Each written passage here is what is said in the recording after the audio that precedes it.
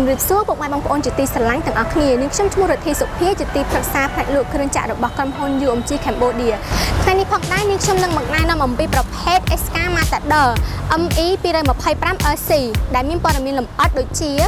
សម្រាប់ផ្នែកខាងមុខ SK នេះផងដែរមានរូបរាងស្រស់ស្អាតជាមួយនឹងទម្ងន់ខ្លួនសរុប 22.5 តោននិងចំណុះប៉ែ 1.2 គីបមានរបាំងការពារខាងមុខនិងខាងលើកាប៊ីនជួយការពារកញ្ចក់និងដំបូល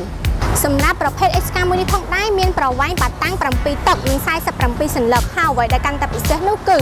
SK មួយនេះមានរលលើ2និងផ្នែកខាងក្រោមរហូតទៅដល់ 8 ដែលលើសពីប្រភេទ SK ដទៃទៀតចំណែកផ្នែកម៉ាស៊ីនយើងប្រើប្រាស់ម៉ាស៊ីន Vichai WP7